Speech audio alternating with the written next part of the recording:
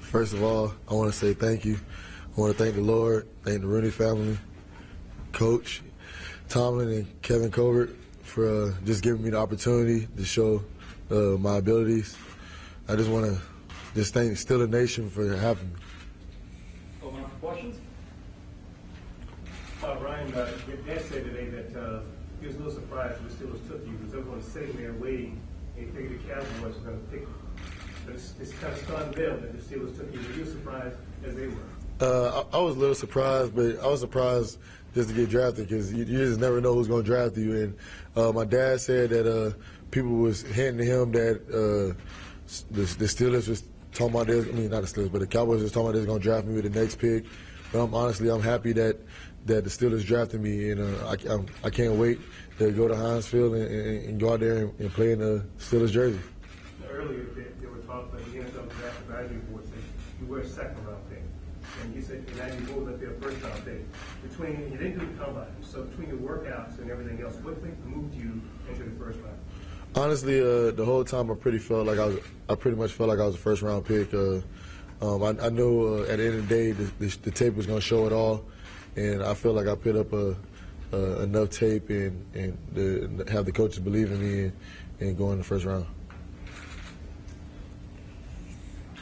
How much do you know about the Steelers' history? And also, when you visited here for the draft, what was your reaction when you saw the 6 Super Bowl trophies? It was amazing just to see the trophies in person, seeing them right there by each other. The plans to come here and get the 7th trophy. But it's just amazing just to be in a great city like this with the greatest franchise. And I know a little bit about the history, but I still have a lot to learn. Ryan, talk a little bit about the influence your dad has had on you and your upbringing, and how that has boded well for you. Maybe not just on the football field, but as a person. My dad, I feel like him and my mom are my 2 best friends. I can talk to them about anything, and especially with my dad, I can talk to him about anything spiritually, football, because he coached a little bit when he was in high school as a high school coach, and then just as a father and as a friend, he just always leads me in the right way. Pretty much every decision I make, I talk it over with my dad before I make the decision, and I just feel like my dad's never gonna lead me in the wrong direction. So I feel like he's one of the greatest influences I ever had in my life. Did he deliver inspirational speeches to the team? Yeah, sometimes when he came to watch us play, he delivered inspirational speeches. And what was that like for you, having your dad deliver inspirational speeches? It was amazing because I used to love going to church and listening to my dad, and it was tougher for him to get to some of the games. But when I get to hear him talk to the team and just get the feedback from all the guys saying how great the chapels were, it was just amazing just to hear what guys thought and just to hear his voice out there preaching to us.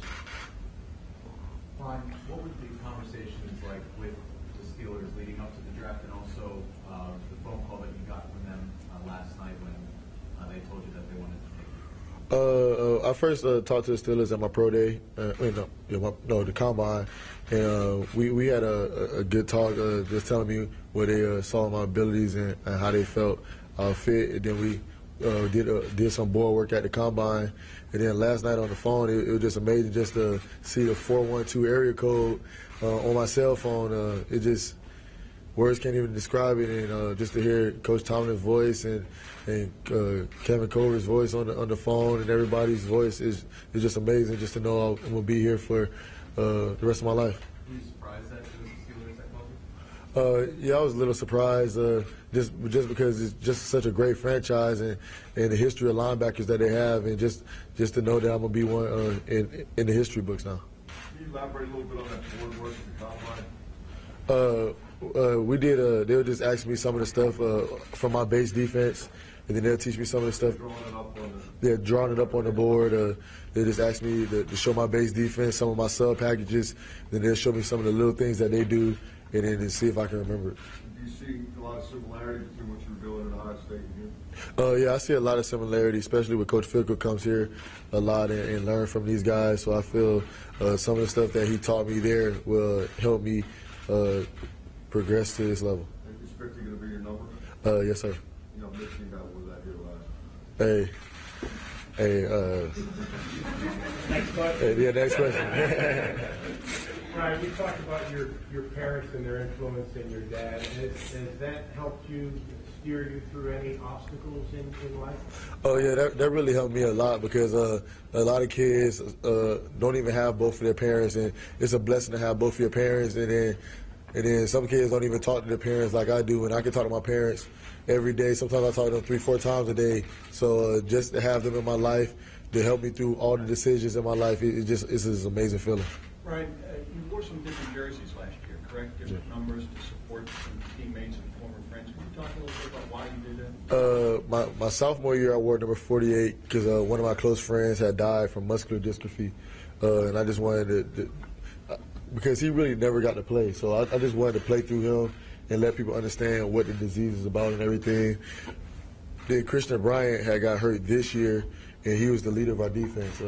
We had about 8 captains, and I was one of the captains, but he was the main guy. He was the guy who get everybody going, the rah-rah guy.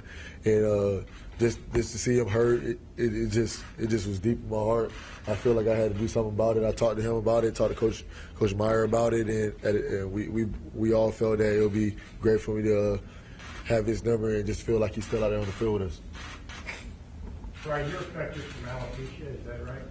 Can you say that again, please? Alopecia? Oh, yeah, I have alopecia. Something that has been difficult to deal with, and how do you deal with that? When I was younger, it was kind of difficult because I got it when I was about 5 years old.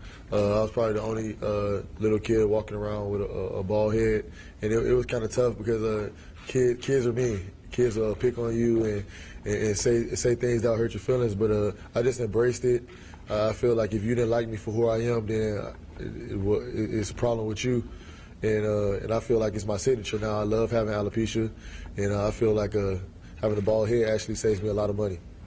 Now it's fashionable. Yeah. Anything final for Ryan? All right, appreciate it. Thank you. Ryan. Thank you.